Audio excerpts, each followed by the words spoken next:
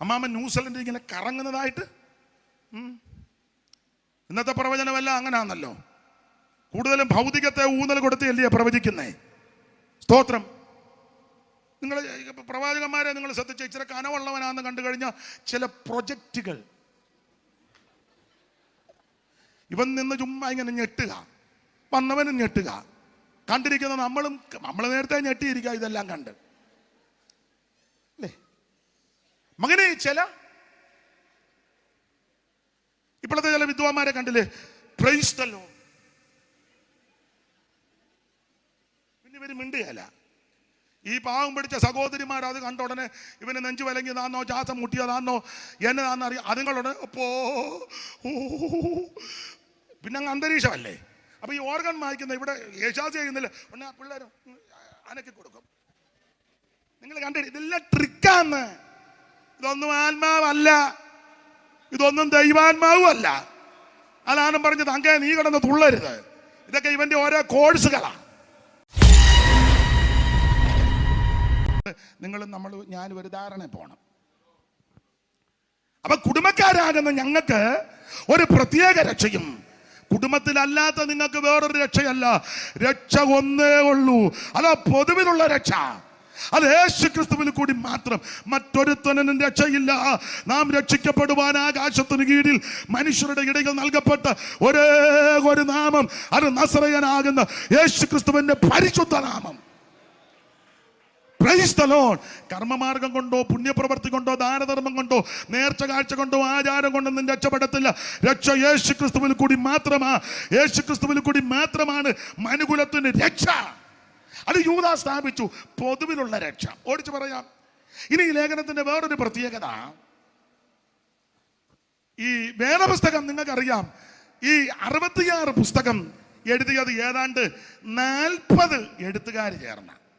അതെല്ലാവർക്കും അറിയാം, 40 എഴുത്തുകാർ. പക്ഷെ ഈ ലേഖനത്തിന്റെ ഞാൻ പറഞ്ഞല്ലോ, പോസ്റ്റുകാരുടെ തള്ളിക്കളയരുത്. 40 എഴുത്തുകാർ ചേർന്ന യൂദയുടെ ലേഖനം എഴുതിയ, പക്ഷേ 39 എഴുത്തുകാർക്കും വെളിപ്പെടാത്ത പ്രധാനപ്പെട്ട 2 മാർമിക വിഷയം യൂദായ്ക്കാണ് വെളിപ്പെട്ടത്. അത് മറ്റൊന്നുമല്ല, ഒന്ന് മോശയുടെ ഉയർപ്പിനെ സംബന്ധിച്ച കാര്യം 39 എഴുത്തുകാർക്കും വെളിപ്പെട്ടില്ല. 2 നമ്മളിപ്പോൾ വായിച്ച കുറുവാക്യമാ ഹാനോക്ക് പ്രവചിച്ച വിഷയം. അപ്പോൾ ഹാനോക്ക് പ്രവചിച്ച വിഷയവും മോശയുടെ ശരീരത്തിന്റെ ഉയർപ്പിനെ സംബന്ധിച്ച വിഷയം 39 എഴുത്തുകാർക്കും വെളിപ്പെട്ടില്ല. ആമേൻ. യൂദായ്ക്കായി കാര്യം വെളിപ്പെട്ടത്. അതുകൊണ്ട് ഈ ലേഖനം വളരെ ഈടുറ്റ ലേഖനമാണ്. ഇനി മാത്രമല്ല, ലേഖനത്തിന് നിങ്ങൾ 25 വാക്യം ഒന്ന് ഓടിച്ച് പഠിച്ചാൽ ഈ 3ന്റെ ഒരു കണക്ക് അവിടെ കിടപ്പുണ്ട്. 3കളുടെ കണക്കുണ്ട്. 1-ാം വാക്യം വായിച്ചേ ദൈവദാസനെ. 1-ാം വാക്യം 3ന്റെ ഒരു കണക്ക്. യേശുക്രിസ്തുവിന്റെ ദാസനും യാക്കോബിന്റെ സഹോദരനുമായ യൂദാ, പിതാവായ ദൈവത്തിൽ സ്നേഹിക്കപ്പെട്ടും യേശുക്രിസ്തുവിനായി സ്നേഹിക്കപ്പെടുക, സൂക്ഷിക്കപ്പെടുക. അടുത്തത് ഇരിക്കുന്നവരായ വിശുദ്ധന്മാർക്ക് എഴുതുന്നത്, വിളിക്കപ്പെട്ടത്. അപ്പോൾ സ്നേഹിക്കപ്പെട്ട്, സൂക്ഷിക്കപ്പെട്ട്, വിളിക്കപ്പെട്ട് 3 പദമാണ്. ഇനി 5, 6, 7 തിരുവെടുത്ത് പഠിക്കുമ്പോൾ 3 സംഭവങ്ങൾ നിരത്തുന്നുണ്ട്. മിസ്രയീമിൽ നിന്ന് ഇറങ്ങിത്തിരിച്ച ഇസ്രായേൽ മക്കളുടെ ചരിത്രം 1, 2 പാപം ചെയ്ത ദൂതന്മാരുടെ വിഷയം, 3 സോദോമിൽ ദൈവം ന്യായം വിധിച്ച വിഷയം. 3 തെളിവുകൾ നിരത്തുക. വിശ്വസിക്കാത്തവരെ നശിപ്പിച്ച വിഷയത്തോട് ബന്ധപ്പെട്ട് അവിടെ 3ന്റെ കണക്കാണ്. ഇനി ഒരു 3 വ്യക്തികളെ പരാമർശിക്കുന്നുണ്ട്. അത് 11-ാമത്തെ വാക്യം ഒന്ന് വായിച്ചേ. 11. അവർക്ക് അയ്യോ കഷ്ടം, അവർ കയ്യിന്റെ വഴി, ഒന്ന് കയ്യിന്റെ വഴി നടക്കുകയും കൂലി കൊതിച്ച് ബിലയാമിന്റെ വഞ്ചനയിൽ. പിന്നെ 3 കോരഹിന്റെ മത്സരം. 3 പേരെ അവിടെ പരാമർശിക്കുന്നു. 1 ആമൻ കയീൻ, 2 ബിലയാം, 3 കോരഹ. ഭാഗത്തേക്കൊന്നും പോകുന്നില്ല. കയ്യിന്റെ വഴി മറ്റൊന്നുമല്ല, ആമൻ സൽപ്രവൃത്തി കൊണ്ട് രക്ഷ നേടാന്ന. സൽപ്രവൃത്തി കൊണ്ട് രക്ഷ നേടാം. ഭൗതിക വസ്തുക്കൾ കൊണ്ട് കൊടുത്താൽ രക്ഷപ്പെടും. അതിലെ അവിടെ എഴുതിയിട്ടില്ലെങ്കിലും നിലത്തിലെ അനുഭവത്തിൽ നിന്നാ. കാച്ചിലും ചേനയും അരിയും നെല്ലും പൊരിയും മലരും തേങ്ങാക്കൊലയും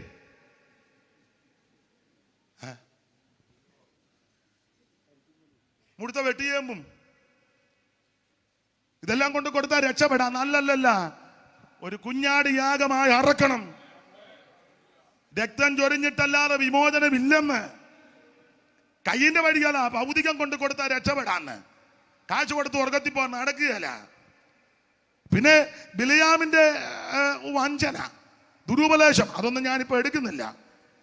പിന്നെ കോരഹിന്റെ മത്സരം, അത് ശുശ്രൂഷ മത്സരം, വോട്ട് ഇലക്ഷനും നേരായ മാർഗത്തിലാണ്, കുഴപ്പമില്ല. ചെളിവാരി എറിഞ്ഞും കുതികാല് വെട്ടിയും അവനിട്ട് ടോർപ്പിട വെച്ചും ഫേസ്ബുക്കിലും കുന്നത്തിനകത്തുമെല്ലാം എഴുതി അവനെ തകർത്തും നശിപ്പിച്ചും ഗുണ്ടകളെ ഇറക്കിയും പോലീസിന് കാശ് കൊടുത്തും ആ മട്ടാഞ്ചേരിയിൽ നിന്നും, പിന്നെ ഇവിടെ വേറെ സ്ഥലം മറന്നുപോയി,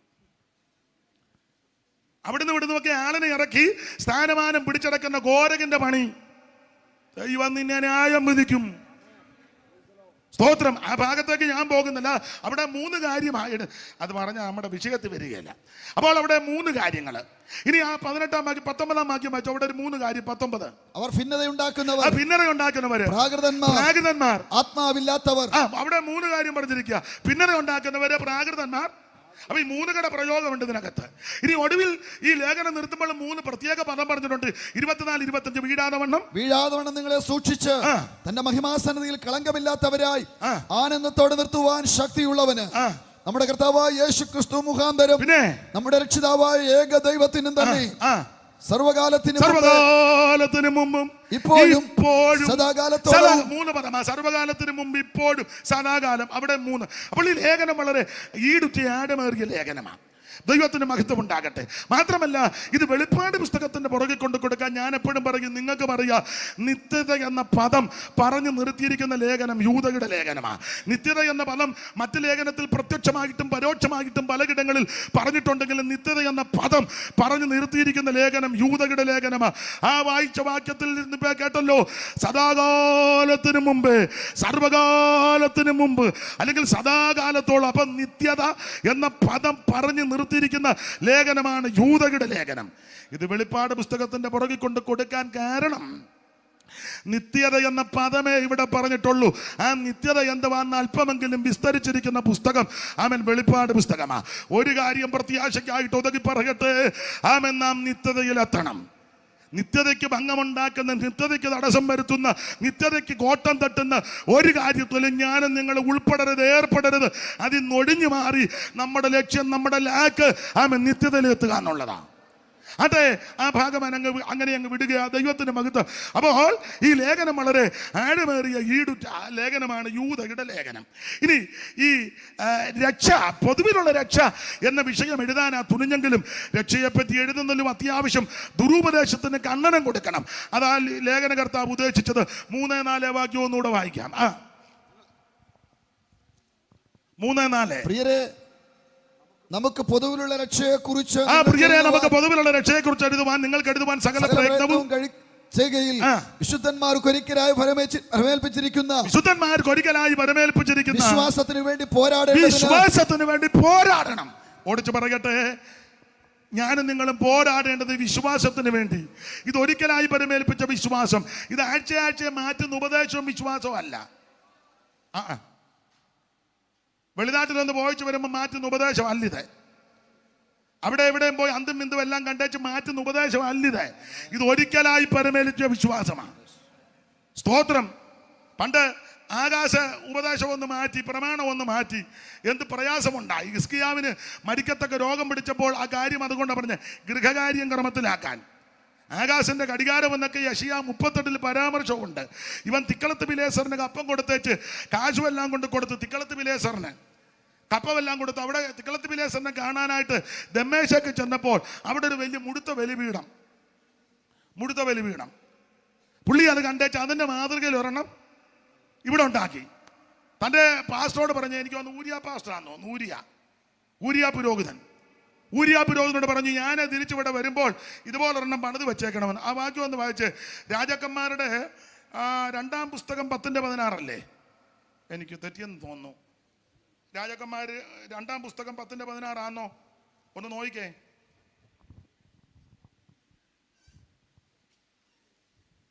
അല്ല, 16-ന്റെ നീ എന്നോട് കൂടെ വന്ന് യഹോവയെ കുറിച്ച് 16:10 രാജാക്കന്മാരുടെ 2-ാം പുസ്തകം 16:10. ആഹാസ് രാജാവ് അശൂർ രാജാവായ തിക്ലത്ത്-പിലേസറിനെ എതിരേൽപ്പാൻ ദമ്മേശക്കിൽ ചെന്നു ദമ്മേശക്കിലെ ബലിപീഠം കണ്ടു. ദമ്മേശക്കിലെ ബലിപീഠം അവിടെ ഇവിടെ അതിവിധം കാണും. അവിടെ ചെല്ലുമ്പോൾ ഇവിടെ ചെല്ലുമ്പോൾ അതിവിധം കാണുമെന്ന്. അതൊന്നും ഇതിനകത്ത് കൊണ്ട് കയറ്റരുതെന്നാ പറഞ്ഞതിന്റെ ആശയം. ദമ്മേശക്കിൽ ചെന്നപ്പോൾ അവിടുത്തെ ബലിപീഠം കണ്ടു. ആകാശ രാജാവ്, സ്തോത്രം, പുള്ളിയുടെ അപ്പനെ പറ്റിയൊക്കെ അറിയാമല്ലോ. സ്തോത്രം, യോധ, അയാൾ പള്ളി കയറാത്തവനായിരുന്നു. പുള്ളിയുടെ അപ്പനെ പറ്റി അറിയാമായിരുന്നു, പള്ളി വെച്ച് വഴക്കുണ്ടാക്കുന്നവനായിരുന്നു. ഉസിയാവ്, യോധ, ആകാശ്. ഈ ആകാശ് ദൈവാലയത്തിലെ ഉപകരണങ്ങൾ എടുത്ത് ഉടച്ചവനാ. അത് പൂട്ടി, പള്ളി പൂട്ടിയവനാ. പള്ളി പൂട്ടിയെങ്കിലും പുള്ളി ദമ്മേശക്കിൽ ചെന്ന് ബലിപീഠം കണ്ടപ്പോൾ പുള്ളിക്ക് ഇളക്കം. ഈ ലോക്കൽ സഭയിൽ അടിയുണ്ടായിട്ട് വേറെ സ്ഥലത്ത് പോയി ആത്മാവിലാകുന്ന ആൾക്കാരുണ്ട്. ഉണ്ട്. ലോക്കൽ സഭയിൽ മറ്റവന്റെ കൊങ്ങായിക്ക് പിടിച്ച് അവനെ തത്തിച്ചേച്ച് അപ്പുറേ പോയി. മനസ്സിലാക്കാതിയാണോ എന്നെ പൊട്ടം കളിപ്പിക്കുകയാണോ? എടാ, ആദ്യം സാക്ഷ്യത്തോടെ ലോക്കൽ സഭയിൽ നിൽക്കണ്ടേ? വേണ്ടേ? ലോക്കലിൽ അടി ഉണ്ടാക്കി നീ സെൻട്രലോട്ട് പൊട്ടനെ എടുക്കാനാ? നീ അവിടെ ചെന്നാലും അവിടെ മുടിഞ്ഞു പോകുകയുള്ളൂ. ആദ്യം നിൽക്കുന്നിടത്ത് മാതൃകയോടെ നിൽക്കണ്ടേ? മിണ്ടുന്നില്ലല്ലോ. ഇനി എന്നെ മിണ്ടാനാ? സ്തോത്രം. ഇവനോട് പള്ളി പൂട്ടിയവനാ. അങ്ങനല്ലേ എഴുതിയേക്കുന്ന? പള്ളി പൂട്ടിയെന്നാന്നല്ലോ 28:24 പാസ്റ്ററെ? ദിനവൃത്താന്തങ്ങളുടെ 2-ാം പുസ്തകം 28:24 ഒന്ന് വായിച്ചേ. അവിടെ അല്ലേ പള്ളി പൂട്ടിയെന്ന്? ദിനവൃത്താന്തങ്ങളുടെ 2-ാം പുസ്തകം 28:24 വായിച്ചേ. അത് തന്നെ. ദൈവാലയത്തിലെ ഉപകരണങ്ങളെ എടുത്ത് ദൈവാലയത്തിലെ ഉപകരണങ്ങളെ ഉടച്ച് യഹോവയുടെ ആലയത്തിന്റെ വാതിലുകൾ അടച്ചു കളഞ്ഞു. പള്ളി പൂട്ടിയവനാ. ലോക്കൽ സഭയെ കേസ് നടത്തി. ലോക്കൽ സഭയിലെ പാസ്റ്റർക്കെതിരെ കേസ് കൊടുത്ത്. ഞാൻ പറയുന്നത് മനസ്സിലാകുന്നില്ലേ? ലോക്കൽ സഭയിൽ അടിയുണ്ടാക്കി. ഇപ്പൊ നിങ്ങൾ ചിന്തിക്കുക, ഇയാളെ വിളിക്കേണ്ട ഒരു കാര്യമോ? ഇന്ന് എന്നെ തന്നെ വിളിച്ചെങ്കിലേ ഒക്കുള്ളൂ. ലോക്കലിൽ അടിയുണ്ടാക്കി നീ സെൻറ്ററിൽ പോയി എന്നാ മറുഭാഷ പറയാനാ? ദൈവത്തിന് മഹത്വം. ഇവിടെ നിരപ്പാകണ്ടേ? ആദ്യം ഇവിടെ നിരപ്പാകണ്ടേ? ഇവിടെ ക്ഷമ പറയണ്ടേ? ഇവിടെ കൈ കൊടുക്കണ്ടേ? സ്തോത്രം. അവന്റെ ഭാഗത്തായിരിക്കും തെറ്റ്. നീ ദൈവപൈതലാണെങ്കിൽ നീ ആദ്യം ചെന്ന് ക്ഷമ പറയണം. അതാ വേറെ പുസ്തകത്തിന്റെ പ്രമാണം. ചില ആൾക്കാർ പതിവില്ലാതെ ചില സഭയിൽ ചെല്ലി നമ്മളൊക്കെ വന്നേ ഉള്ളൂ. അവിടെ കുരുക്കൊപ്പിച്ചായി വന്നേ. നമ്മുടെ വിഷയമല്ല, വിട്ടാക്കാൻ എന്തിനാ ആലോചന ഉണ്ടാക്കുന്നത്? ആകാശ ദൈവാലയത്തിലെ ഉപകരണങ്ങൾ ഉടച്ച് പള്ളി പൂട്ടിയവനാ. പക്ഷെ ഇവൻ ദമ്മേശക്ക് ചെന്ന് തിക്ലത്ത്പിലേസനെ കാണാൻ ചെന്നപ്പോൾ അവിടുത്തെ ബലിപീഠം കണ്ട്. അത് കണ്ടപ്പോൾ പുള്ളിക്ക് അളക്കാം.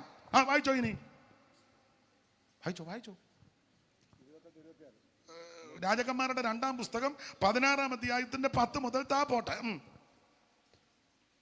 ആഹാസ് രാജാവ് അശൂർ രാജാവായ തിഗ്ലത്ത്പിലേസറിന്റെ എതിരേൽപ്പാൻ ദമ്മേശക്കിലെ ബലിപീഠം കണ്ടു. ആഹാസ് രാജാവ് ബലിപീഠത്തിന്റെ ഒരു പ്രതിമയും അതിന്റെ എല്ലാ പണിയോടും കൂടിയുള്ള മാതൃകയും ഊരിയ പുരോഹിതന് കൊടുത്തയച്ചു. ചുരുക്കി പറഞ്ഞാൽ ദമ്മേശക്ക് ചെന്ന് അവിടുത്തെ ദമ്മേശക്കുകാരുടെ ബലിപീഠം എല്ലാം കണക്കാണ്. പുള്ളിക്കിളക്കം. പുള്ളിയുടെ ഫോട്ടോ എടുത്ത് വാട്സപ്പിൽ, ഇപ്പോഴത്തെ രീതി വെച്ചാ വാട്സപ്പിൽ ഇവരുടെ പാസ്റ്റർക്ക് അയച്ചു. ഊരിയ പാസ്റ്ററെ ഞാനിപ്പോൾ ദമ്മേശക്കിൽ ഉണ്ട്. ലൈവിൽ കണ്ടിട്ടില്ലേ? ഇതാണ് ഇവിടുത്തെ യാഗപീഠം. ഉടനെ പാസ്റ്റർ വണ്ടർഫുൾ. ഒരു ഇംഗ്ലീഷ് ഇരിക്കുക. തെറ്റിയോ?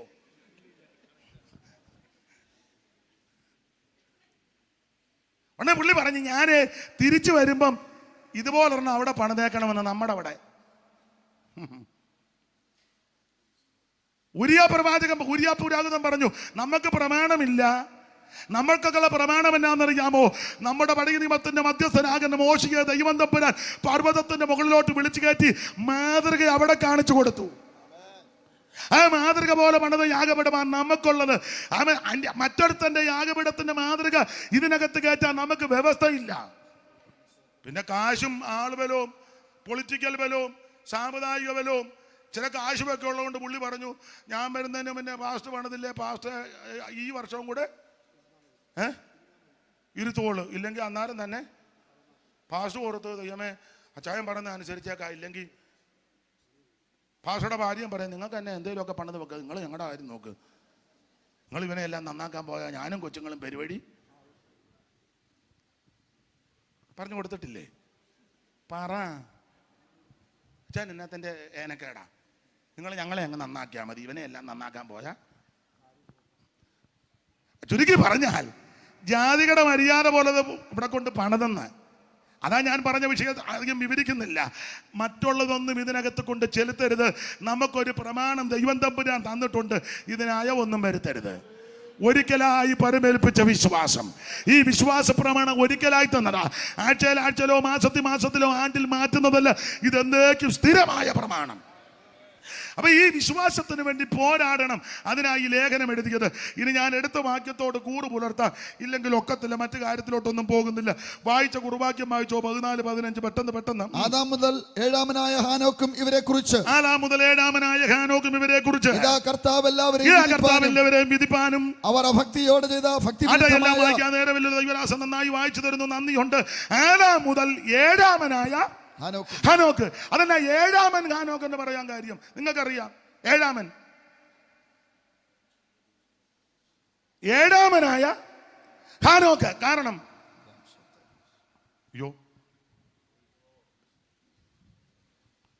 ജോൺ പോൾ രണ്ടാമൻ മാർപ്പാപ്പ. അതിനങ്ങനെ പറയുന്നത്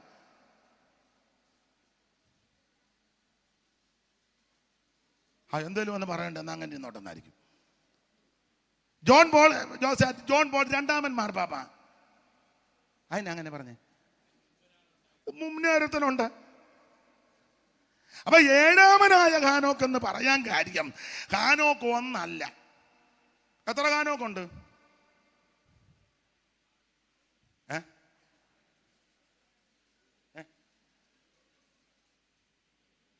യേശാസ് എത്രയാ പറഞ്ഞേ? 2. യേശാൻസിന് 2 എണ്ണം ഇരിപ്പുണ്ട്. അരിയുടെ എത്ര എണ്ണം ഉണ്ട്? എത്ര ഹാനോക്ക് ഉണ്ടെന്ന്?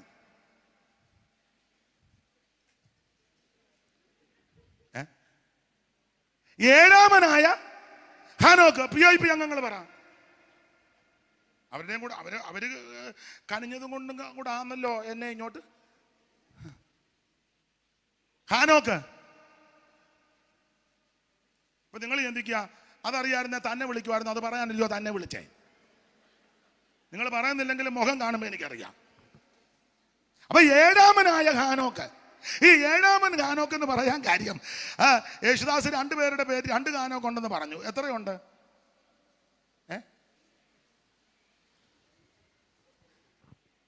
ഈ വേദപുസ്തകം പഠിച്ചാൽ, ഞാൻ വേദപുസ്തകം ധ്യാനിച്ചപ്പോൾ 1 കൂടുതൽ ഹാനോക്കുണ്ട്. 1-ാമത്തെ ഹാനോക്ക് ഇപ്പം വായിച്ച യൂദകളുടെ ലേഖനത്തിൽ ഏഴാമൻ ഹാനോക്ക്. ഏഴാമൻ എന്ന് പറയാൻ കാര്യം, ആദാം മുതൽ എണ്ണിയാൽ 7-ാം തലമുറക്കാരൻ ഹാനോക്ക്. ആദാം, ശേത്ത്, ഏനോഷ്, കേനാൻ, മഹലലേൽ, യാരദ്, ഹാനോക്ക്. പിന്നെ മധൂശലേഖ്, ലാമക്ക്, നോഹ. അങ്ങനെ ആ തലമുറ ഏഴാമൻ ഹാനോക്ക്. എന്നാൽ വേറൊരു ഹാനോക്കുണ്ട്. അങ്ങനെ ഞാൻ പറയുന്ന 3-ാമൻ ഹാനോക്ക. 4:16 വായിച്ചോ. ഉൽപ്പത്തി 4:16. അണ്ട് ഇടത്തുവശത്തെ കണ്ണിക തുടങ്ങുന്നിടത്ത് വായിച്ചോ. 4:16. അങ്ങനെ കയ്യിൽ യഹോവയുടെ സന്നിധി വിട്ട് പുറപ്പെട്ട് ഏതിന് കിഴക്കിൽ ഓടുദേശത്ത് നിന്ന് പാർത്ത് കയ്യും തന്റെ ഭാര്യയുമായിട്ട് ജീവിതം ആരംഭിച്ചെന്ന അർത്ഥം. അവൾ ഗർഭം ധരിച്ച് ഹാനോക്കിനെ പ്രസവിച്ചു. അതിനാ പുള്ളിയോട് താല്പര്യമില്ല ഉറക്ക വായിക്കത് ഹാനോക്ക് എന്നുള്ളത്. അവൾ ഗർഭം ധരിച്ച് ഹാനോക്കിനെ പ്രസവിച്ചു. ആ ഹാനോക്കിനോട് വലിയ താല്പര്യമില്ല. ആയിക്കോട്ടെ. അപ്പൊ ശ്രദ്ധിക്കുക, ഇവിടെ കയീന്റെ ഭാര്യ ഗർഭവതിയായി ഒരു മകനെ പ്രസവിച്ചു. അവന്റെ പേര് ഹാനോക്ക്. അത് ആദാം, കയീൻ, ഹാനോക്ക് 3-ാമൻ. അതുകൊണ്ടാ പറ ഏഴാമൻ എന്ന് കൊടുത്തേക്കുന്നത്.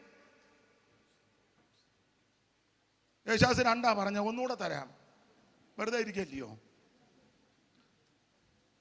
വേറൊരു ഹാനോക്ക് നിങ്ങൾക്കറിയാം. വേദപുസ്തകം ഗോത്രപിതാവാകുന്ന യാക്കോബ്. അബ്രഹാമിനെ പറ്റി ഒരു പരാമർശമുണ്ട്, ഗോത്രപിതാവെന്ന്. അതവിടെ നിൽക്കട്ടെ. ഈ ഗോത്രപിതാവാകുന്ന യാക്കോബിന് കലാപൂലി പോലെ 12 ആൺപിള്ളേര്. അതിൽ മൂത്തവൻ രൂബേൻ, ലേയായി കൂടി ജനിച്ച ആദ്യത്തെ കുട്ടി. ആ രൂബേന്റെ മക്കളിൽ മൂത്തവൻ ഹാനോക്ക. ദിനവൃത്താന്തങ്ങളുടെ 1-ാം പുസ്തകം 5-ാം അധ്യായത്തിന്റെ 1-ാം വാക്യം ആദ്യം വായിക്ക്. ദിനവൃത്താന്തങ്ങളുടെ 1-ാം പുസ്തകം 5-ാം അധ്യായം 1-ാം വാക്യം പെട്ടെന്ന്.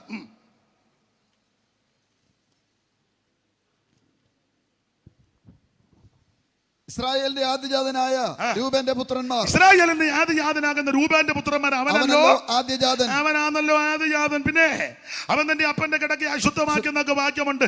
ഇവനൊരു മകൻ ജനിച്ചു. 3-ാം വാക്യം 3. ഇസ്രായേലിന്റെ ആദ്യജാതനായ രൂബന്റെ ഇസ്രായേലിന്റെ ആദ്യജാതനായ രൂബന്റെ പുത്രന്മാർ. അടുത്തത് ഹാനോക്ക്. അപ്പൊ ഒരു ഹാനോക്ക് കൂടെ വന്നു. അപ്പോൾ ഗോത്രപിതാവാകുന്ന യാക്കോബിന്റെ മൂത്ത മകനാകുന്ന രൂബന്റെ ആദ്യത്തെ മകൻ, അവന്റെ പേരും ഹാനോക്ക്. 3 പോരെ? ഒന്നുകൂടെ തരാം,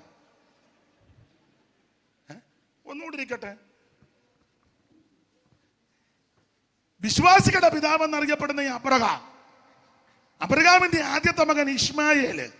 വാഗ്ദത്ത സന്തതി രണ്ടാമത്തേതാണേലും വാഗ്ദത്ത സന്തതിയ ഇസഹാക്ക്. ഇശ്മായേലേക്ക് ഹാഗറിൽ കൂടി ജനിച്ചു. ഇസഹാക്ക് സാറായിൽ കൂടി ജനിച്ചു. എന്നാൽ അബ്രഹാമിന് വേറൊരു ഭാര്യ, പഴയ നിയമ പ്രമാണമാ, കെതൂറായിക്ക് 5 പിള്ളേരുണ്ടായിരുന്നു. അതിൽ 4-ാമത്തവൻ മിദ്യാൻ. 5 പിള്ളേരുണ്ടായിരുന്നു. അതിൽ 3-ാമത്തവൻ ഒരു ഹാനോക്ക്. വായിര് ഉൽപ്പത്തി 25:1. പെട്ടെന്ന് ഉൽപ്പത്തി 25:1 പെട്ടെന്ന് വായിച്ചു. അബ്രഹാം വേറൊരു ഭാര്യയെ അപ്പോൾ അബ്രഹാമിന്റെ വേറൊരു ഭാര്യയാണ് കെതൂറ എന്ന പേര്. സിമ്രാൻ, മെദാൻ, മിദ്യാൻ, ശുബക് എന്നിവരെ പ്രസവിച്ചു. അപ്പോൾ അവിടെ 4-ാമത്തെ ചെറുക്കനാണ് മിദ്യാൻ. വായിച്ചെന്നേ ഉള്ളു, എണ്ണിയില്ല. 4-ാമത്തവൻ മിദ്യാൻ. ഈ മിദ്യാൻ 5 പിള്ളേരിൽ 3-ാമത്തവൻ ഹാനോക്ക്. അതിന്റെ 4-ാം വാക്യം വായിച്ചേ. മിദ്യാന്റെ പുത്രന്മാർ ഹാനോക്ക്. അപ്പൊ കണ്ടോ, മിദ്യാന്റെ പുത്രന്മാർ, 3-ാമത്തവൻ ഹാനോക്ക്. ഇപ്പൊ എത്ര ഹാനോക്കായി? ഈ ക്യാമ്പിന് 4 പോരെ? വേണോ ഒന്നുകൂടെ തരാം. അപ്പൊ ചുരുക്കി പറഞ്ഞ അത് നമ്മുടെ വിഷയമല്ല. ഹാനോക്ക് പലതുണ്ട് വേറെ പുസ്തകത്തിൽ. അത് തെറ്റിദ്ധരിക്കാതിരിക്കാനാ യൂദ പറഞ്ഞിരിക്കുന്നത് 7-ാമനായ ഹാനോക്ക്, 7-ാം തലമുറക്കാരൻ ഹാനോക്ക്. ആ ഹാനോക്ക് പ്രവചിച്ചുവെന്ന് യൂദ ലേഖനത്തിൽ പറഞ്ഞിരിക്കുക. എന്തുവാ ഹാനോക്ക് പ്രവചിച്ചത്? എന്താ പ്രവചനത്തിന്റെ പ്രധാന വിഷയം? എന്താ? എല്ലാം വിസ്തരിച്ചു പോകാൻ സമയം എടുക്കുന്നില്ല. നിങ്ങൾക്കും പോകണം, അതുകൊണ്ട് ഞാൻ നിങ്ങളുടെ സമയം എടുക്കും. ഞാൻ ഇച്ചിരി സമയം കൂടുതലെടുത്താൽ ആരും അങ്ങനെ എതിര് പറയത്തില്ലെങ്കിലും ചിലര് പ്രാകും. ചിലർ പറയാം അയാളുടെ തൊഴിൽ അതാന്ന് പറയും. അപ്പം അതുകൊണ്ട് അതിന് മുതിരുന്നില്ല. ദൈവത്തിൻ്റെ മഹത്വം. ഓടിച്ച് ചില കാര്യം പറയാം. 7-ാമനായ ഹാനോക്ക്, ഈ ഹാനോക്ക് പ്രവചിച്ചുവെന്ന് യൂദ എഴുതിയിരിക്കുന്നു. അപ്പോൾ ആലമന് 2 വംശത്തിലാ തലമുറ. ഇവിടെ 7-ാമൻ ഹാനോക്കിന്റെ കാലത്ത് തന്നെ അപ്പുറം ഒരു 7-ാമൻ ലാമേക്കുണ്ട്. അത് കയീന്റെ സന്തതികളാ. വായിച്ചേ 4-ാം അധ്യായത്തിന്റെ 16 മുതൽ. ഓടിച്ചു വായിക്കാൻ മുമ്പേ വായിച്ചതാ. അങ്ങനെ കയ്യിനെ കോവയുടെ തന്നെ വിട്ടുപുറപ്പെട്ട് ഏതിനെ കിഴക്ക് നോർദേശത്ത് എന്ന് പാർത്തു. കയ്യൻ തന്റെ ഭാര്യമായിട്ട് ജീവിതം ആരംഭിച്ചു. മകനെ പ്രസവിച്ചു. ഹാനോക്കിന്റെ മകൻ ജനിച്ചു ഈരാദ്. വായിച്ചേ. അങ്ങനെ കയ്യൻ യഹോവയുടെ സന്നിധിയിൽ നിന്ന് അത് വായിക്കേണ്ടത് ഈരാദിന്റെ മുതൽ ഇങ്ങോട്ട് വായിക്കുക. സമയം പോകുന്നു. ഹാനോക്കിന് ഈരാദ് ജനിച്ചു. ഈരാദ് മെഹൂയേലിനെ ജനിപ്പിച്ചു. ഒന്നുകൂടെ വായിച്ചേ. ഈരാദ് മെഹൂയേലിനെ ജനിപ്പിച്ചു. മെഥുശയേലിനെ ജനിപ്പിച്ചു. ലാമെക്കിനെ ജനിപ്പിച്ചു. അപ്പോൾ 7-ാമനായി. 7 ആദാ, കയീൻ, ഹാനോക്ക്, ഈരാദ്, മെഥൂശയേൽ, ലാമെക്ക്. 7-ാമൻ. ഇനി ആദമിന് ശേത്തിൽ കൂടെ ജനിച്ച 7-ാമനാണ് ഈ നമ്മുടെ വായിച്ചതിലെ ഹാനോക്ക്. അത് 5-ാം അധ്യായത്തിന്റെ മുകളിൽ ചെറിയൊരു കണ്ണികയുണ്ടല്ലോ. 4-ന്റെ ഒടുവിൽ ആദാം തന്റെ ഭാര്യയുമായിട്ട് ജീവിതം ആരംഭിച്ചു. അവൾ ഗർഭം ധരിച്ച് ഒരു മകനെ പ്രസവിച്ചു. കയീൻ കൊന്ന ഹാബേലിന് പകരം ദൈവം എനിക്കൊരു സന്തതിയെ തന്നു എന്ന് പറഞ്ഞ് അവന് ശേത്ത് എന്ന് പേരിട്ടു. ശേത്തിനൊരു മകൻ ജനിച്ചു, ഏനോശ്. അക്കാലത്ത് യഹോവയുടെ നാമത്തിലുള്ള ആരാധന. അപ്പൊ ഇത് നല്ല തലമുറയാ, ഗുണപ്പെട്ട തലമുറ. എല്ലാം വ്യാഖ്യാനം. അപ്പോൾ അത് ആദാം, ശേത്ത്, ഏനോശ്, കേനാൻ, മഹലേൽ, യാരദ്, ഹാനോക്ക്. 7-ാമൻ. മറ്റേ തലമുറ ഗുണം പിടിക്കാത്തതാ, കയ്യിൻ്റെതാ. കാരണം യോഹന്നാന്റെ 1-ാം ലേഖനം 3:12 കയ്യൻ ദുഷ്ടനിൽ നിന്ന്. അപ്പൊ ഗുണമല്ലാത്ത 7-ാമൻ ലാമേക്കും. അപ്പോൾ ഏഴാമൻ ലാമക്ക്, ഇപ്പറ ഏഴാമൻ ഹാനോക്ക്. ഈ ഏഴാമനാകുന്ന ഹാനോക്ക് പ്രവചിച്ചു എന്നാണ് യൂദാ തന്റെ ലേഖനത്തിൽ പറഞ്ഞിരിക്കുന്നത്. എന്തുവാണ് ഹാനോക്ക് പ്രവചിച്ചത്? എല്ലാം വ്യാഖ്യാനിക്കാൻ നേരമില്ല, ഒറ്റ വാക്കി പറയാ. ഹാനോക്കിനെ പറ്റി പറയുന്നത്, ഒന്ന് ഹാനോക്ക് ദൈവത്തോട് കൂടെ നടന്ന ഹാനോക്ക്, രണ്ട് ദൈവത്തെ പ്രസാദിപ്പിച്ച ഹാനോക്ക്, മൂന്ന് മരണം കാണാത്ത ഹാനോക്ക്, നാല് എടുക്കപ്പെട്ട ഹാനോക്ക്, അഞ്ച് ആമൻ സ്വന്തം വിശ്വാസമുള്ള ഹാനോക്ക്. ആ ഭാഗത്തേക്കൊന്നും പോകുന്നില്ല. ഈ ഹാനോക്കിന്റെ ഒരു പ്രത്യേകത, ഇവൻ പ്രവചിച്ചതെന്താ? തനിക്ക് 65-ാമത്തെ വയസ്സിൽ ഒരു മകൻ ജനിച്ചു. അവന്റെ പേര് മെഥൂശാലേഖ്. ഈ മെഥൂശാലേഖ് എന്ന വാക്കിന് ഒരർത്ഥം ഇവന്റെ കാലത്തിന് ശേഷം അത് സംഭവിക്കും എന്ന് പറഞ്ഞാൽ, പഠിതാക്കൾ പറയുന്നത്, അവൻ നോഹയുടെ കാലത്ത് വരാൻ പോകുന്ന ജലപ്രളയം ഹാനോക്ക് ആത്മാവിൽ കണ്ടു. ആ വരാൻ പോകുന്ന ജലപ്രളയം കണ്ടു. ആ സമയത്ത് ആ മെഥൂശാലേഖ് ജനിക്കുന്നത്. അപ്പോൾ പേരിട്ടത് മെഥൂശാലേഖ് എന്ന് പറഞ്ഞാൽ ഇവന്റെ കാലത്തിന് ശേഷമായിരിക്കും ആ വെള്ളപ്പൊക്കം സംഭവം നടക്കുന്നത്. ഹാനോക്കിന്റെ ചിന്ത, ആ വെള്ളപ്പൊക്കത്തിൽ ഞാനും എൻ്റെ സന്തതിയും പെട്ടുപോകരുത്. രണ്ട്, യൂദാ പറയുക, 1000 വിശുദ്ധന്മാരുമായിട്ട് കർത്താവ് വരുന്നുവെന്ന കാര്യം ഹാനോക്ക് ആത്മാവിൽ കണ്ടു. എൻ്റെ ഭാഷ പറഞ്ഞാൽ, യേശു ക്രിസ്തുവിൻ്റെ 1-ാമത്തെ പ്രത്യക്ഷതയെ പോലും ആരും കാണാതിരിക്കുന്ന കാലത്ത് ഹാനോക്ക് ക്രിസ്തുവേശുവിൻ്റെ 2-ാം വരവിൻ്റെ 2-ാം ഘട്ടം ആത്മാവിൽ കണ്ടു. ഈ ലോകത്തിൽ എന്നെ കേൾക്കുന്ന പ്രിയരെ, മറ്റു കാര്യങ്ങളൊന്നും കണ്ടില്ലെങ്കിലും ഞാൻ നിങ്ങളും കാണേണ്ട ഒരേ ഒരു വ്യക്തി, അറിയേണ്ട ഒരേ ഒരു വ്യക്തി, അത് നസറയനാകുന്ന യേശു ക്രിസ്തുവായിരിക്കണം. യേശു ക്രിസ്തുവിന്റെ 1-ാമത്തെ വരവിനെ പറ്റി പോലും ആരും അറിയാതെയും പറയാതിരുന്ന കാലത്ത് ഹാനോക്ക് ക്രിസ്തുവേശുവിന്റെ 2-ാം വരവിന്റെ 2-ാം ഘട്ടം ആത്മാവിൽ ദർശിച്ചു. ഈ ഹാനോക്കിനെ പറ്റി പഠിക്കുമ്പോൾ ദൈവത്തിന് മഹത്വം. ഹാനോക്കിന് മുൻപും പിൻപും ആയുസ് ഒത്തിരി ഉണ്ടായിരുന്നു. തൻ്റെ അപ്പന് നല്ല ആയുസായിരുന്നു, മകന് നല്ല ആയുസാ. ഹാനോക്കിന്റെ മകൻ എത്ര വയസ്സായിരുന്നു? 960. മിടുക്കൻ. ഹാനോക്കിന്റെ അപ്പൻ എത്ര വയസ്സുണ്ടായിരുന്നടേ? ഹാനോക്കിന്റെ പിതാവിന് എത്ര വയസ്സുണ്ടായിരുന്നെന്ന്? ഇംഗ്ലീഷ് പറഞ്ഞ് പേടിപ്പിക്കരുത്. 982 62. 62 തെറ്റിയോ?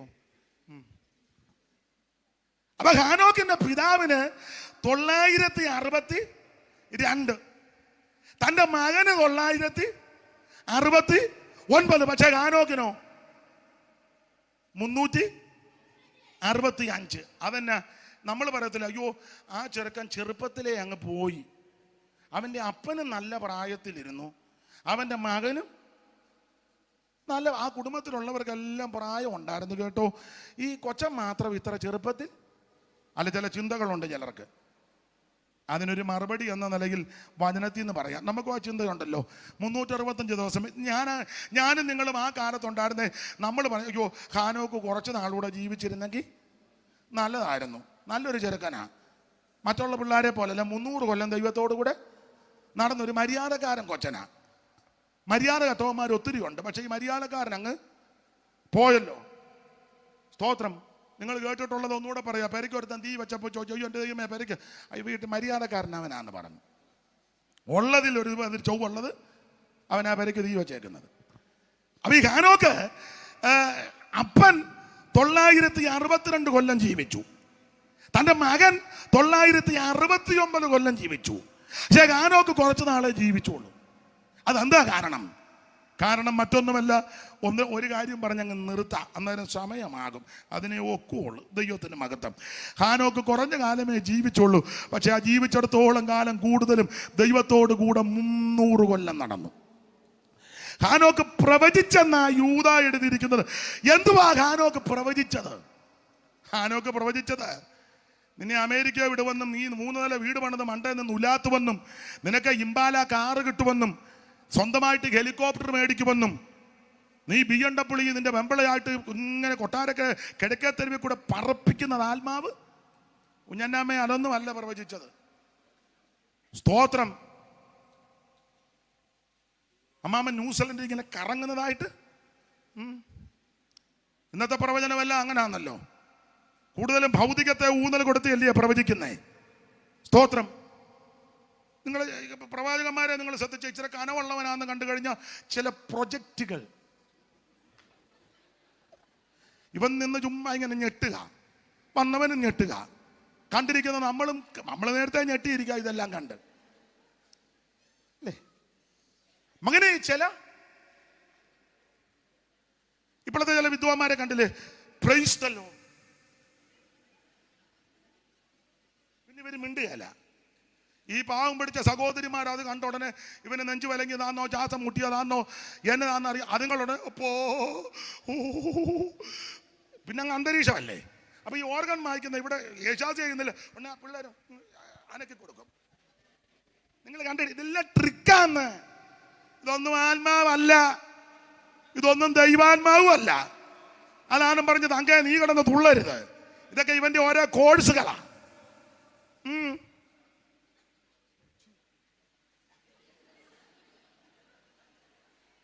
ഏനാടാ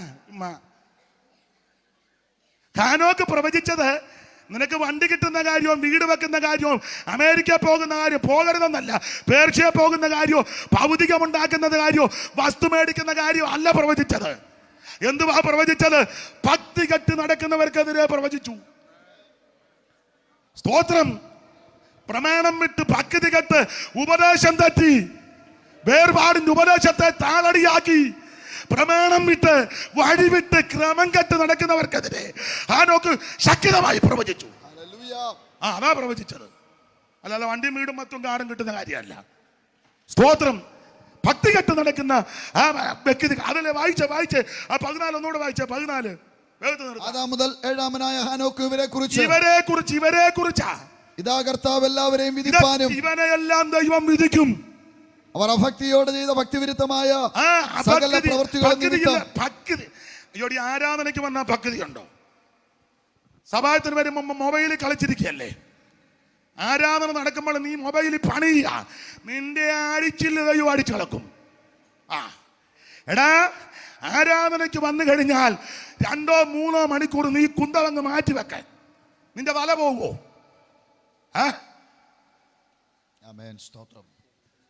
ആകെ 3 മണിക്കൂറല്ലേ ഉള്ളൂ. 3 മണിക്കൂർ ഇവിടെ ശുശ്രൂഷ നടക്കുമ്പോഴും നീ മൊബൈൽ. അയ്യോ, എനിക്ക് ഒത്തിരി പേരെ അറിയാം, ഇവിടെ ഇരുന്നോണ്ട് മെസ്സേജ് വിടുക. നിന്റെ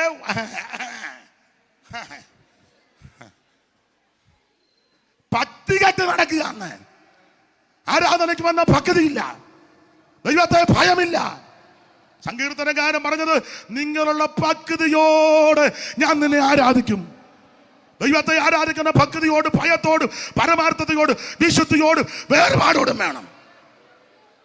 എല്ലാം ഞാൻ വിവരിക്കുന്നില്ല. ഇപ്പൊ തന്നെ ചിലർക്ക് തന്നെ കൈ കിട്ടുക, മിക്സിക്കകത്ത് അടിച്ചിട്ട് ജ്യൂസ് ആക്കി കുടിക്കാൻ. നീ ചോദിക്കുക, ഇയാളെ ആരാ വിളിച്ചെന്ന്? ഒരു ഭക്തിയില്ല. ആരാധനയ്ക്ക് വന്നാൽ ഭക്തിയില്ലല്ലോ. ആരാധനയ്ക്ക് വരുമ്പോഴല്ലേ വേറെ സൈഡ് ബിസിനസ്. എല്ലാവരും കൈയടിക്കുമ്പോൾ കൈയടിക്കത്തില്ലല്ലോ, പാടുമ്പോൾ പാടുകയല്ലോ. ആരാധിക്കുമ്പോ ഇപ്പൊ ചില വിവാഹ ശുശ്രൂഷ ചെന്നാൽ പ്രൈസ് ആൻഡ് വർഷിപ്പ് കല്യാണം നടത്താനല്ലേ വന്നെ, ആരാധിക്കാനാണോ? ഈ എല്ലാവരുടെയും കാര്യമല്ല കേട്ടോ. ഇപ്പോൾ കല്യാണത്തിന് ആരാധനയ്ക്കാണോ വന്നേ? എടാ, വിവാഹ ശുശ്രൂഷയ്ക്കും ശവസംസ്കാരത്തിനൊക്കെ പല നിലയിലുള്ള ആൾക്കാർ വരും. കുറ്റമല്ല, ചില പ്രത്യേക അന്തരീക്ഷത്തിൽ സംഭവിച്ചിട്ടുണ്ട്. ഞാനതിനെതിരല്ല. ഇതിപ്പോ അതൊരു എന്തുവാ അതിന് പറയാനേ, എനിക്ക് ഇംഗ്ലീഷ് അറിയത്തില്ല. എന്തോ ഫാഷൻ അല്ല, വേറൊരു പദമുണ്ട്. എന്തുവാ? ട്രെൻഡ് ഇരിക്കട്ടെ.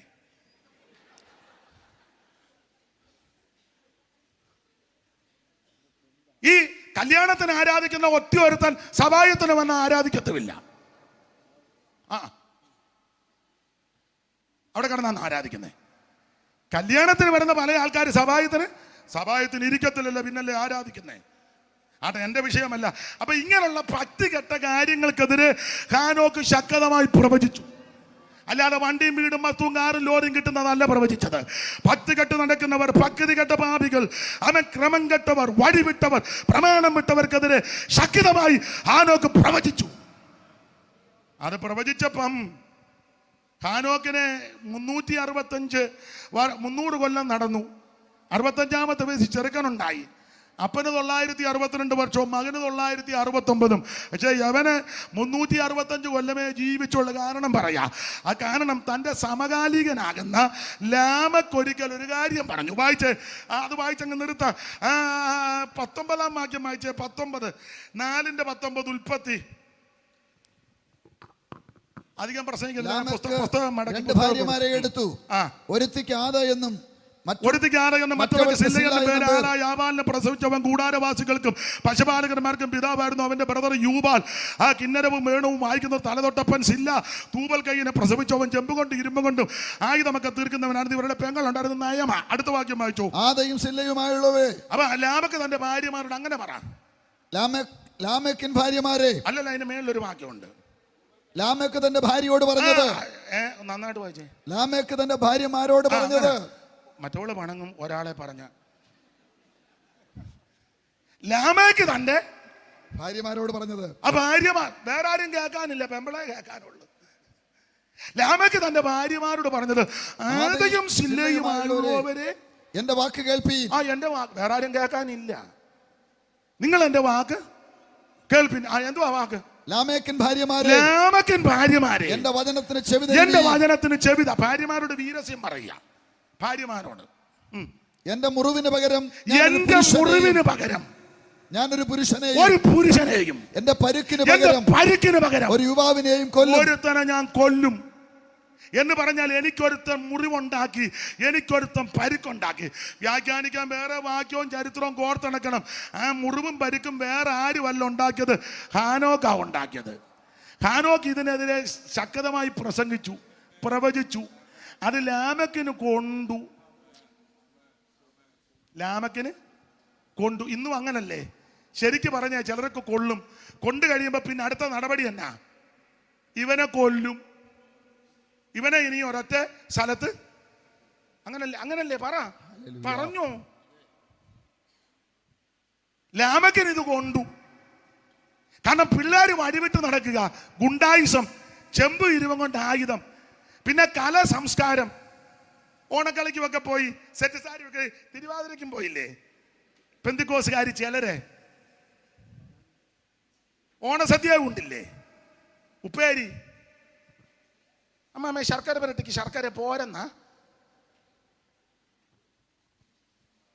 കലയും സംസ്കാരവും ഒക്കെ പിള്ളേരെല്ലാത്തിനും ഉണ്ട്. ഡാൻസ്, കുച്ചിപ്പുടി. എന്നിട്ടിപ്പോ കൺവെൻഷൻ രാജാ വരെ കുച്ചിപ്പിടിച്ച് പിടിച്ച് നീ ഉച്ചി പിടിക്കും. മുഴുവൻ വടിവിട്ടെന്ന്, ക്രമം കെട്ട് വടിവിട്ട് പിള്ളേരും ലാമക്കും പ്രമാണം വിട്ട് ഗുണ്ടായിസം, ഇരുമ്പും ചെമ്പും ആയുധം. സഭായുധന് വരുന്നത് അങ്ങനെയാണല്ലോ. മുളക് പൊടി, ഇടികട്ട, നെഞ്ചൊക്കെ, വടിവാള്. ഒരുത്തൻ കത്തിക്ക് കുത്തി, ഒരുത്തൻ തല്ലി. നിങ്ങൾ ഒന്നും അറിഞ്ഞില്ല. തല്ലുകൊണ്ടാച്ചായിരിക്കും ഇരിക്കുന്നത്, ഇനി എന്നെ അറിയാനാ. പക്ഷേ അന്ന് കൊണ്ട് അടി ഞാനങ്ങ് ഒഴിഞ്ഞു മാറിയത് കൊണ്ട് ബേബിക്കാ കൊണ്ടത്. ബേബി അതേ പിന്നെ ഇങ്ങനെ നടക്കുന്ന സഭായത്തിന്. ഇവനെല്ലാം വഴിവിട്ട് ക്രമം കെട്ട് നടക്കുന്നത് ഹാനോക്ക് ശക്തമായി പ്രവചിച്ചു. ആ പ്രവചിച്ച വിഷയം ലാമക്കിന് കൊണ്ടു. ഇവൻ പറഞ്ഞു, എനിക്ക് മുറിവുണ്ടാക്കി, എനിക്ക് പരുക്കുണ്ടാക്കി, അതുകൊണ്ട് എനിക്ക് മുറിവുണ്ടാക്കിയവനെ ഞാൻ കൊല്ലും. യവനെ ഞാൻ കൊല്ലും. കൊല്ലാൻ എത്ര സാധ്യത കൊണ്ട് പിള്ളേര് ചെമ്പ് കൊണ്ടും ഇരുമ്പ് കൊണ്ടും ആയുധം ഉണ്ടാക്കി വെച്ചിട്ടുണ്ട്. അങ്ങനല്ലേ കൊല്ലുന്നേ? ചില പടത്തില് എനിക്ക് പോലീസ് അധികാരികളെ പിടിയുണ്ട്, MLA എൻ്റെ ആളാ, MP എൻ്റെ വകപ്പെട്ട ആളാ, മന്ത്രിതലത്തിലും എനിക്ക് പിടിയുണ്ട്, പിന്നെ എൻ്റെ പിള്ളേരുടെ എല്ലാ സജ്ജീകരണങ്ങളും ഉണ്ട്. എൻ്റെ പിള്ളേരെന്ന് വെച്ചാൽ എൻ്റെ പിള്ളേരാ.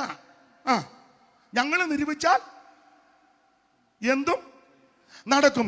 ഇവനെ ഞാൻ കൊല്ലും. അത് ഹാനോക്ക് അറിഞ്ഞില്ല, സ്വർഗം അറിഞ്ഞു. സ്വർഗം ഇതറിഞ്ഞു. ഇവൻ പറഞ്ഞു, ഒരുത്തനെ ഞാൻ കൊല്ലും, മറ്റാരുമല്ല ഹാനോക്കിനെ കൊല്ലും. അത് സ്വർഗമറിഞ്ഞു. നിനക്ക് വിരോധമായിട്ട് ആയുധമുണ്ടാക്കും, നിനക്ക് വിരോധമായി തന്ത്രങ്ങൾ മെനയും. പരമാർത്ഥതയോടെ, വിശ്വസ്തയോടെ, വിശുദ്ധിയോടെ, പ്രമാണത്തിന് വേണ്ടി നിൽക്കുന്ന നിന്നെ വകവരുത്തുവാൻ, കൊല്ലുവാൻ ശത്രു തന്ത്രങ്ങൾ മെനയുമ്പോൾ എന്നെ കേൾക്കുന്ന പ്രിയരെ, നീ ചഞ്ചലിക്കരുത്, നീ തകർന്നു പോകരുത്, നീ ക്ഷീണിച്ചു പോകരുത്. ശത്രുവിന്റെ കയ്യിൽ ദൈവം നിന്നെ കൊടുക്കത്തില്ല. തന്റെ കുറുപ്രാവിന് ദുഷ്ടമൃഗത്തിന് ദൈവം ഏൽപ്പിക്കത്തില്ല. ഒരു കാര്യം എൻ്റെ സഹോദരന്മാരും എൻ്റെ സഹപടന്മാരുമായ ദൈവദാസന്മാരോട് ഞാൻ പറയാം, നീ ഈ പ്രമാണത്തിന് വേണ്ടി നിന്നാൽ, ഈ വേർപാട് ഉപദേശത്തിന് വേണ്ടി നിന്നാൽ, ശത്രുവിന്റെ കൈ ദൈവം നിന്നെ കൊടുക്കത്തില്ല. ലാമക്ക് സകല തന്ത്രങ്ങളും ഹാനോക്കിനെ കൊല്ലാൻ. ഇവനെ ഞാൻ കൊല്ലും, മുറിവ് വരുത്തി അവനെ തട്ടും. സ്വർഗം ഒരു ദിവസം ഇങ്ങോട്ട് വന്ന് വിസ്തരിക്കുന്നില്ല, പറഞ്ഞു നിർത്തുക. ഹാനോക്കും ദൈവവും കൂടെ 300 കൊല്ലമായിട്ട് നടക്കുക. ഇങ്ങനെ ഹാനോക്ക് അറിയുന്നില്ല മറ്റവൻ കുരുക്കൊപ്പിച്ച് വച്ചേക്കുന്നേ. മറ്റവൻ കുരുക്കൊപ്പിച്ചത് ഹാനോക്ക് അറിയുന്നില്ല, പക്ഷെ ദൈവം തമ്പുരാൻ അറിയുക. ഒരു സുപ്രഭാതത്തിൽ എൻ്റെ ഭാഷയിൽ പറയുക, ദൈവം തമ്പുരാൻ ഇങ്ങോട്ട് വന്ന് പറഞ്ഞു, മോനെ ഹാനോക്കെ, ഓ നമ്മളിപ്പോൾ എത്ര നാൾ കൊണ്ട് നടക്കുക? 300 കൊല്ലമായിട്ട് നടക്കുക. ഇനി നടക്കണ്ട. അയ്യോ അതല്ല, നിന്നെ ഞാനങ്ങ് എടുക്കുക. പറഞ്ഞില്ലെങ്കിലും സൂചന ഇതാ, എടാ നിന്നെ തട്ടിക്കളയാൻ, നിന്നെ വകവരുത്തുവാൻ ലാമക്കും അവൻ്റെ പുത്രന്മാരും സകല സജ്ജീകരണങ്ങൾ കൊടുക്കുന്നുണ്ട്. അവൻ്റെ കയ്യിൽ നിന്നെ ഞാൻ കൊടുക്കത്തില്ല, നിന്നെ ഞാൻ ചേർത്തണയ്ക്കാൻ പോകയാ. ഇന്ന് രാത്രി എൻ്റെ പ്രിയ കൊച്ചു സഹോദരന്മാരോട് പറയാ, ഈ ദുഷ്ടലോകത്തിൽ, പാപലോകത്തിൽ, അക്രമമുള്ള അനീതിയുള്ള ഈ ലോകത്തിൽ നീ ദൈവത്തോടു കൂടെ നടന്നാൽ, ദൈവത്തോട് പറ്റി നിന്നാൽ, നിനക്കും നിന്റെ കുടുംബത്തിനും, എൻ്റെ സഹോദരന്മാരെ, നിങ്ങളുടെ സന്തതിക്കും ഒരു ദോഷം വരാൻ ദൈവം അനുവദിക്കത്തില്ല. ഓ എല്ലാവരും അല്പസമയം ദൈവത്തിന് മഹത്വം കൊടുക്കുക. സമയമായതുകൊണ്ട് അങ്ങ് നിർത്തുക. എല്ലാവരും അല്പസമയം ദൈവത്തെ സ്തുതിച്ചാട്ടെ. എല്ലാവരും അല്പസമയം ദൈവത്തെ സ്തുതിക്കുക. ആരും മൗനമായിരിക്കരുത്, ആരും മൗനമായിരിക്കരുത്. ശത്രുവിന്റെ ഇഷ്ടത്തിന് ദൈവം തന്നെ വിട്ടുകൊടുക്കത്തില്ല. PIPയിലെ സഹോദരന്മാരെ, വിശ്വസ്തയോടെ ദൈവത്തോടു കൂടെ നടക്കുവാൻ, ദൈവ പ്രമാണത്തിൽ നടക്കുവാൻ, വിശ്വസ്തയോടെ കർത്താവിനെ ഭജിക്കുവാൻ ഇന്ന് രാത്രി എല്ലാവരും അല്പസമയം ദൈവത്തെ സ്തുതിക്ക്. എല്ലാവരും അല്പസമയം ദൈവത്തിന് മഹത്വം കൊടുക്ക്. ഓ ദൈവത്തിന് മഹത്വം. ഹാനോക്ക് ദൈവത്തോടു കൂടെ നടന്നതുപോലെ അവൻ വരുവാനുള്ള കോപത്തിൽ നിന്ന് രക്ഷിക്കുവാൻ, ശത്രുവിന്റെ ഇഷ്ടത്തിന് ഏൽപ്പിക്കാതെ നിന്നെ വിടുവിക്കുന്ന ഒരു ദൈവമുണ്ട്.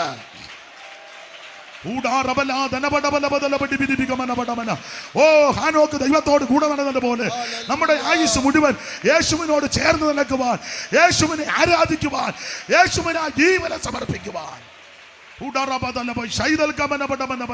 അല്പസമയങ്ങൾ എല്ലാവരും ദൈവത്തിന് മഹത്വം കൊടുക്കുക. Oh Jesus.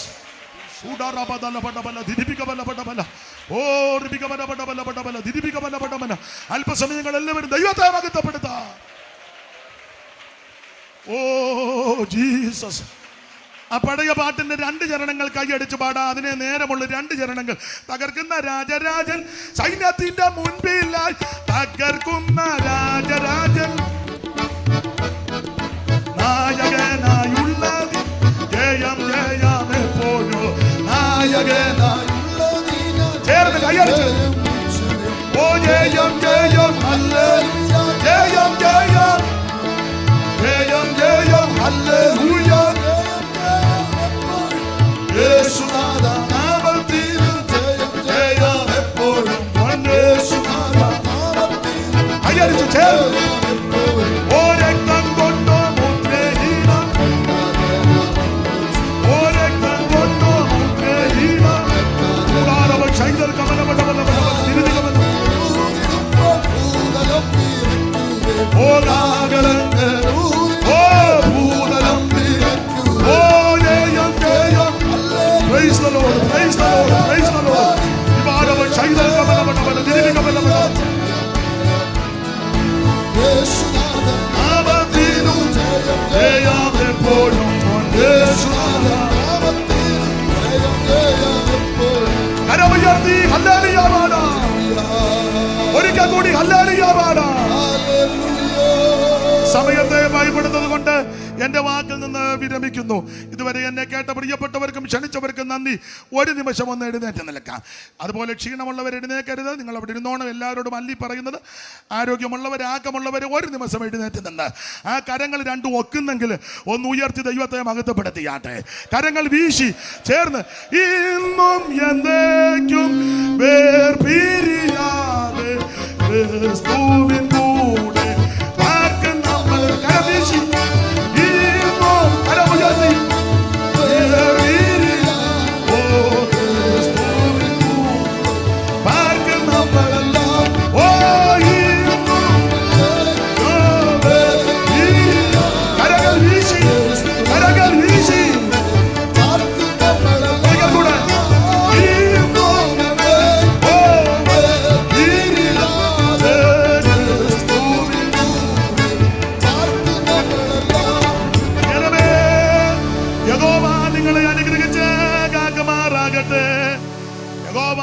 തിരുമകൻ നിങ്ങളുടെ മേൽ പ്രകാശിപ്പിച്ച് നിങ്ങളോട് കൃപയുള്ളവനാകട്ടെ. യഹോവ തിരുമകൻ നിങ്ങളുടെ മേൽ ഉയർത്തി നിങ്ങൾക്ക് സമാധാനം നൽകുമാറാകട്ടെ. കരമുയർത്തി ഹല്ലേലൂയ പാടാം.